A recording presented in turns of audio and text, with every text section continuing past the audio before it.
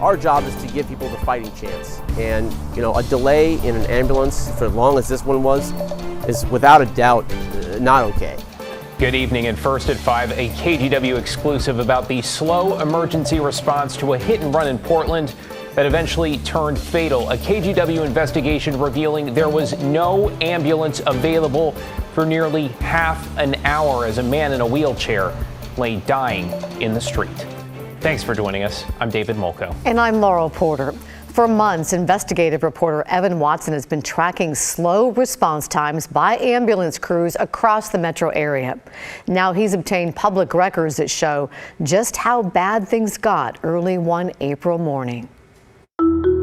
Truck 4, copy. We're currently level 0. We'll get someone started as soon as they're available. Engine 74, AMR is level 0. Level 0. That's code for when someone calls 911 in need of an ambulance, but there isn't one available. Engine 4, AMR is level 0. AMR is level 0. 25, AMR is level 0. Around midnight on the morning of Friday, April 28th, all working ambulance crews in Multnomah County were tied up. Truck 1, AMR is level 0. Dispatchers told fire crews they're on their own to treat medical issues. Then this call came in. Engine 19, AMR is level 0 at Northeast Gleason and Northeast 82 for a female down in the street. The dispatcher had one detail wrong. It was a man in a wheelchair who was badly hurt. He had been hit by a hit-and-run driver while trying to cross the street. Police said they believe he was in or near a crosswalk. The dispatch log from that night shows someone called 911 at 12:10 a.m. Firefighters arrived just 4 minutes later at 12:14. An ambulance didn't. Not for 28 more minutes. And engine 19, you're going to have medic 339. Engine 19, copy. Without a doubt, if you have an ambulance on that call, when the call comes in, you at least give that person the benefit of the doubt. You at least give that person the ability to have a chance to live. The man in the wheelchair died at the scene. His death is an open investigation, and Portland police still haven't released his name. The American Medical Response ambulance left just 5 minutes after getting there. Transport to the hospital was no longer viable. I've been reporting on these slipping standards in emergency response. See, Multnomah County contracts with AMR, and for months and months, AMR has failed to respond to emergencies on time, typically within about 8 minutes. That puts a lot of pressure on fire crews to get there quickly and to stabilize the patient, something I asked Multnomah County EMS Medical Director Dr. John Jew about back in March. The fire department is basically doing their job in stabilizing the patients before AMR gets there. Is that too much of a strain or reliance on the fire crews getting there when they do? It is, because honestly, the fire crews have their hands full. But firefighters are also limited. They can't transport patients. Even though every firefighter is at least EMT certified, they don't have the same resources as an ambulance crew, and nothing close to a hospital. In March, Jew said late arriving ambulances had not affected the medical outcomes for people in need of emergency care. We have not seen any significant clinical degradation. We've been, quote unquote, knock on wood, lucky. And this is a situation we're trying to remedy right now here as well. But this case tells a different story. When the ambulance takes as long as this one did to get there, it's really terrible. We can't just be okay with that. As firefighters, we have to, speak up when we see something that's wrong, and this is wrong. Isaac McLennan is a longtime firefighter and president of the Firefighters Union. He talked to the crew who responded that night. The general impression of the crew is, when they saw that this person was in dire need of immediate treatment, and so much so that they appeared lifeless, but they weren't. They were alive, and that means that escalates us to the maximum level of our ability. KGW has video of firefighters providing first aid to the man in the wheelchair.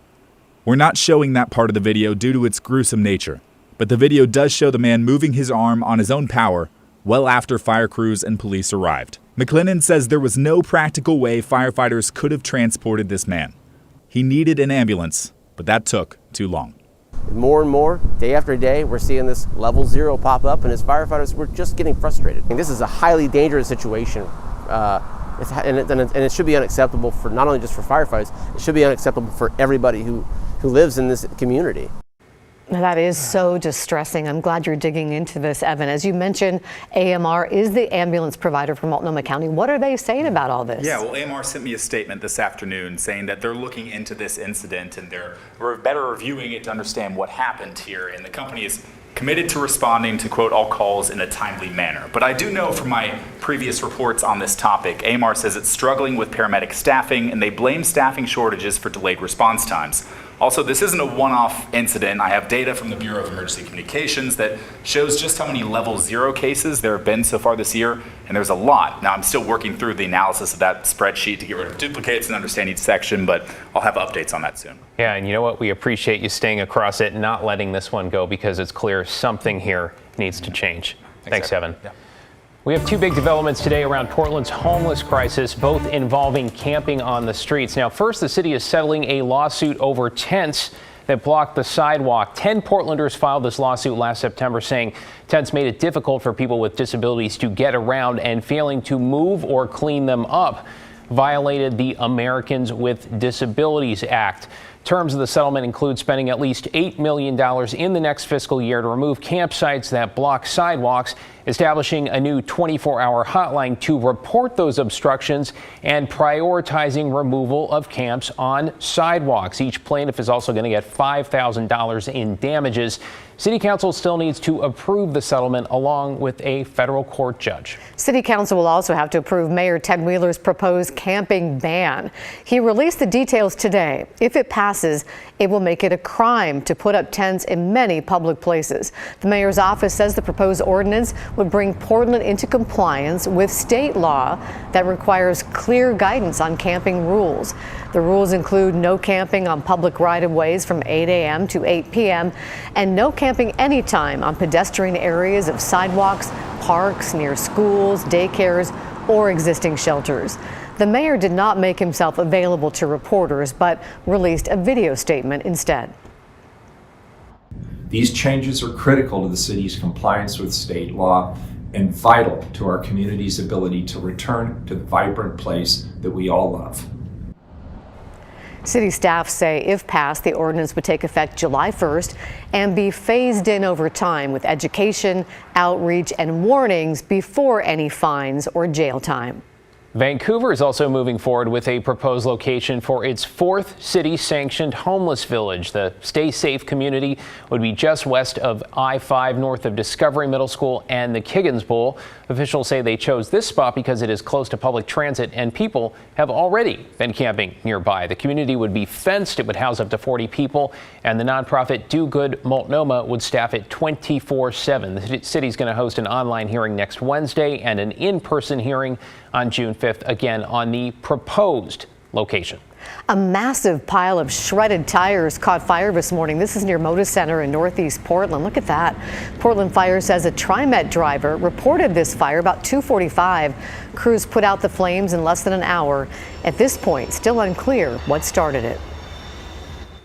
This evening, we are learning more about a chop shop for stolen vehicles and the operation that led authorities to a breakthrough. Let's bring in Mike Benner. Mike, it sounds like it just wasn't just the police here. Yeah, that's right, David. Staffers from the Multnomah County District Attorney's Office were present for the operation. They started tagging along on these things late last year, and they're really ramping up their efforts as of late. During the two most recent missions this month, police recovered more than 30 vehicles that were either stolen or suspected of being stolen.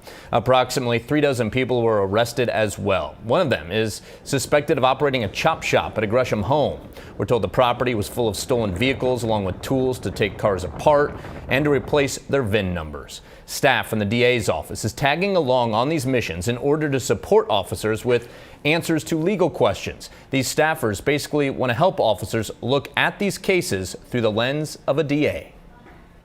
This is what I would do, or collect that piece of evidence, or maybe approach things differently in this way so we have better reports.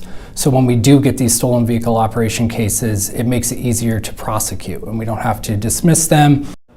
And one case they don't want to dismiss is the one involving that chop shop. The suspect in that is Christopher Norwood Young. He's facing more than 50 charges, including unauthorized use of a motor vehicle, trafficking in stolen vehicles, and felony elude. Now, there is chatter on social media about how he was booked into jail and released so quickly. Deputy DA Cody Linderholm tells me a number of things factored into that, including the fact that nobody was physically hurt or killed in the commission of Young's alleged crimes. Laurel? Thank you, Mike. We're hearing from an 11-year-old boy who says he was almost kidnapped at his lemonade stand in Vancouver. Austin Redfern and his friend Bo Kidner were set up outside their East Vancouver apartment complex on Northeast 109th Avenue on Tuesday. Everything was going fine until a stranger walked over. He said, "Do you guys want to make $1,000 a week?"